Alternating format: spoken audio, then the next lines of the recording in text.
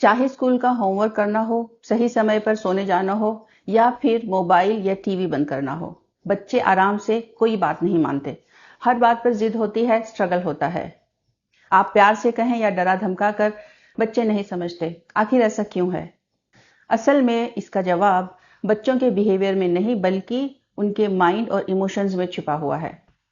बच्चों का दिमाग बातों को किस तरह समझता है, किस तरह प्रोसेस करता है, इस बात में छुपा हुआ है। आइए इस बात को और गहराई से समझते हैं।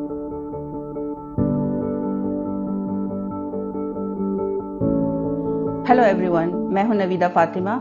मैं एक पेरेंटिंग कोच हूं और आज इस वीडियो में हम जानेंगे कि बच्चों को डिसिप्लिन सिखाना आखिर इतना मुश्किल क्यों होता है। इसके पीछे 3 मेन रीजंस हैं। सबसे पहला है उनके सबकॉन्शियस माइंड की प्रोग्रामिंग।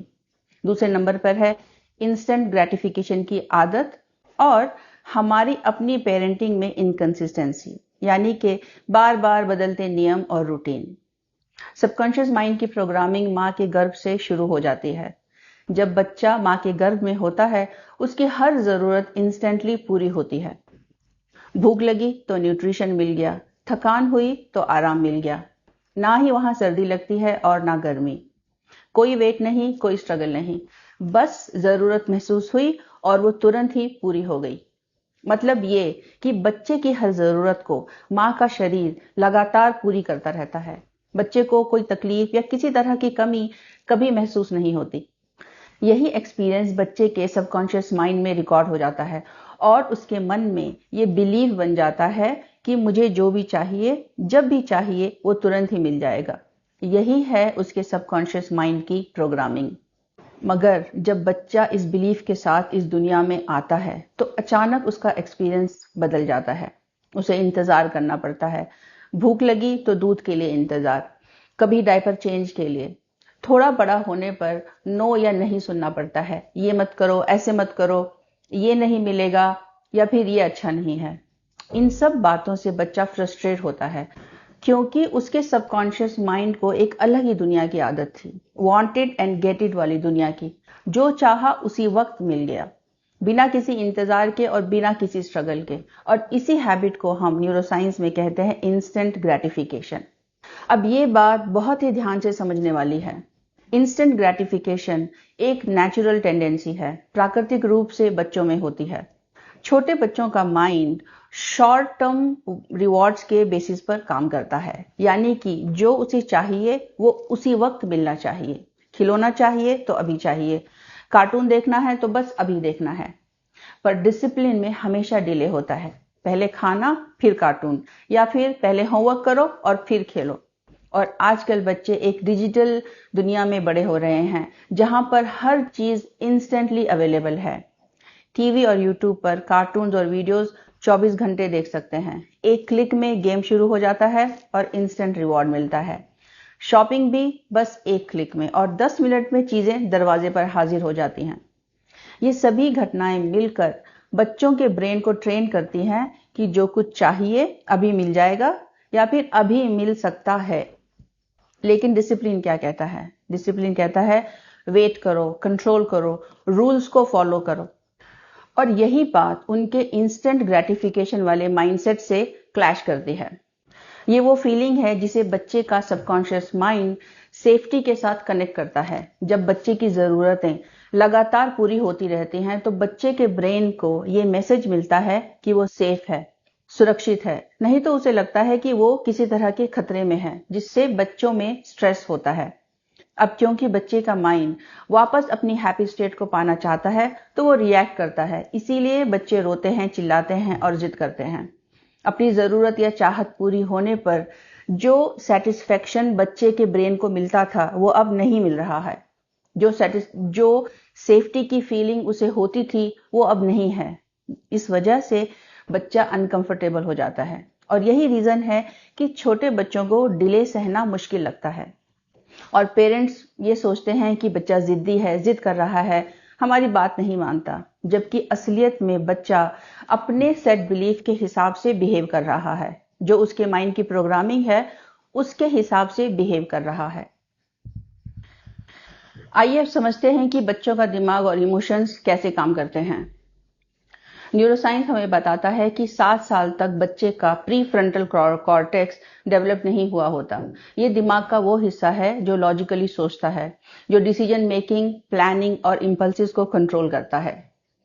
ब्रेन की डेवलपमेंट बच्चों में 7 साल की उम्र के बाद ही शुरू होती है और लगभग 25 साल की उम्र तक चलती रहती है। ग्रोन अप्स के पास ये हिस्सा मैच्योर होता है, इसीलिए वो लॉजिकली सोच सकते हैं, लॉन्ग टर्म की प्लानिंग कर सकते हैं, अपने इम्पल्सिस को कंट्रोल कर सकते हैं, सही या गलत, अच्छा या बुरा, इसमें फर्क कर सकते हैं।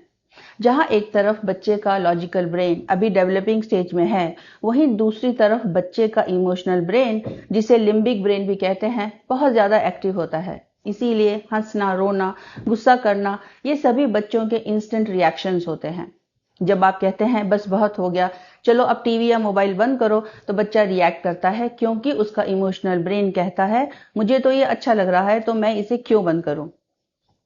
हमारे लिए ये समझना बहुत जरूरी है कि बच्चे हर बात को अपने इमोशनल ब्रेन से प्रोसेस करते हैं, ना कि लॉजिकल ब्रेन से। यही वजह है कि छोटे बच्चे आर्ग्यूमेंट्स नहीं करते बल्कि टैंट्रम्स करते हैं। वो रोते चिल्लाते हैं, जिद करते हैं, क्योंकि उनका इमोशनल ब्रेन इंतजार करना, कंट्रोल करना नहीं जानता। इसके अलावा डिसिप्लिन सीखने में जो सबसे बड़ी अड़चन है वो है पेरेंट्स की इनकंसिस्टेंसी। डिसिप्लिन तभी काम करता है जब रूल्स क्लियर और कंसिस्टेंट हो, हर रोज एक ही तरह का रूटीन या टाइम टेबल फॉलो किया जाए। लेकिन ज्यादातर पेरेंट्स कभी स्ट्रिक्ट होते हैं तो कभी सॉफ्ट।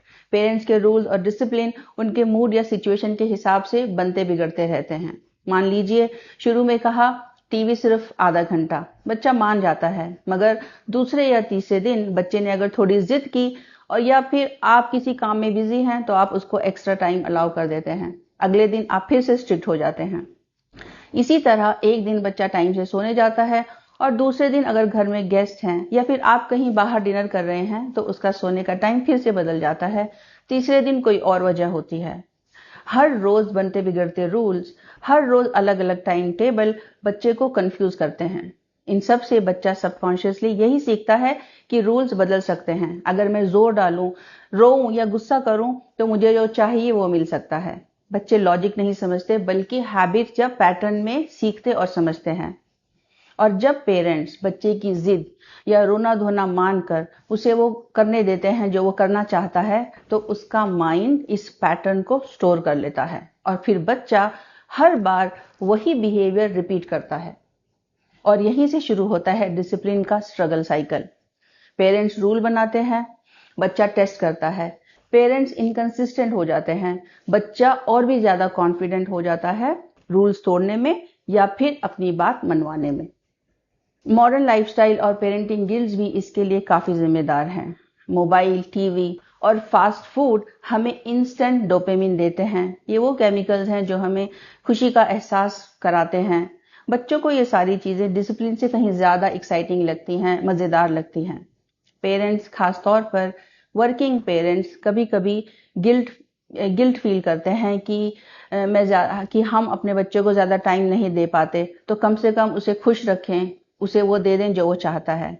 और इसी गिल्ट में वो बच्चों की हर डिमांड मान लेते हैं, चाहे फिर वो एक्स्ट्रा प्ले टाइम हो या फिर एक्स्ट्रा पॉकेट मनी। और इन सब बातों में डिसिप्लिन पीछे छूट जाता है। तो आखिर इन सब का सोल्यूशन क्या है? सबसे पहले ये समझें कि बच्चा जानबूझकर आपके साथ मिसबिहेव नहीं कर रहा है। उसका माइंड और इमोशंस अभी बहुत इमेच्योर हैं। वो बस अपने ब्रेन के हिसाब से रिएक्ट कर रहा है। इसीलिए बच्चों पर गुस्सा करना या उन्हें डांटना आपको कोई फायदा नहीं करेगा। उल्टे बच्चा और भी ज्यादा जिद कर सकता है और शायद आखिर में थक हार कर आप उसकी बात मान भी लेंगे, जो कि और भी ज्यादा नुकसान करेगा। तो जब बच्चा जिद करे तो सबसे पहले उसे शांत करें और प्यार से उसे समझाने की कोशिश करें। इसका मतलब उसकी बात मान लेना नहीं है। डिसिप्लिन सिखाने के लिए आपको उसके सबकॉन्शियस माइंड को धीरे धीरे रिप्रोग्राम करना होगा, प्यार और पेशेंस के साथ। डिसिप्लिन का मतलब पनिशमेंट नहीं है, बल्कि कंसिस्टेंसी और रेगुलरिटी है। हर काम के लिए एक टाइम फिक्स कीजिए और उसे स्ट्रिक्टली फॉलो करें। सिर्फ बच्चों के साथ ही नहीं, आपको खुद के साथ भी स्ट्रिक्ट रहना होगा। रूल्स कभी चेंज मत कीजिए, चाहे आप कितने भी बिजी क्यों ना हो। जो कहा है बच्चों से वही फॉलो कराइए और खुद भी फॉलो कीजिए। कल स्ट्रिक्ट और आज सॉफ्ट, इस तरह का डिसिप्लिन बच्चे के लिए सबसे ज्यादा कंफ्यूजिंग होता है। हर वक्त बदलते रूल्स बच्चों को समझ नहीं आते और फिर वो अपनी मनमर्जी करना चाहते हैं। बच्चों को डिले ऑफ ग्रेटिफिकेशन यानी कि इंतजार करना सिखाएं। छोटे छोटे स्टेप्स में, जैसे आप कह सकते हैं पहले 5 मिनट आराम से बैठो, वेट करो, फिर खिलौना मिलेगा। जाओ, जाके पहले अपना होमवर्क खत्म करो और फिर 10 मिनट टीवी देखना। और ये वेटिंग टाइम आप धीरे धीरे बढ़ा सकते हैं। बच्चों को टीवी और मोबाइल से दूर करने के लिए उन्हें दूसरी एक्टिविटीज में एनकरेज करें। कोई स्पोर्ट्स क्लब या फिर किसी आर्ट्स क्लास में उनका एडमिशन कराएं। बच्चों से बात करते वक्त हमेशा पॉजिटिव स्टेटमेंट्स का इस्तेमाल करें। तुमने इंतजार किया, शाबाश, I am proud of you. तुमने पहले अपना होमवर्क खत्म किया, वेरी गुड, चलो अब चल के आधा घंटा टीवी देखो। और छोटे भाई बहनों से भी आप कह सकते हैं कि देखो बड़े भैया किस तरह पहले अपना काम खत्म करते हैं, अपनी पढ़ाई खत्म करते हैं और फिर खेलते हैं। इस तरह आप दोनों बच्चों को एनकरेज कर सकते हैं। और आखिर में सबसे जरूरी, आपको खुद एक अच्छा एग्जाम्पल बनना होगा। हम अपनी मनमर्जी करें और बच्चों से एक्सपेक्ट करें कि वो डिसिप्लिन में रहें, ये नहीं हो सकता है। बच्चे अपने पेरेंट्स को हर बात में कॉपी करते हैं। अगर बच्चा देखता है कि आप भी डिसिप्लिन फॉलो करते हैं, अपने काम सही समय पर करते हैं, तो वो भी धीरे धीरे सेम बिहेवियर कॉपी कर लेगा, सेम बिहेवियर अडॉप्ट कर लेगा। बच्चों को डिसिप्लिन सिखाना मुश्किल इसलिए लगता है क्योंकि उनका माइंड अलग होता है, उनकी समझ अलग होती है। वो लॉजिकली नहीं बल्कि इमोशनली सोचते हैं। अगर इन बातों को समझकर हम पेरेंट्स भी प्यार और कंसिस्टेंसी के साथ बच्चों को डिसिप्लिन सिखाएंगे तो ये काम थोड़ा आसान जरूर हो जाएगा।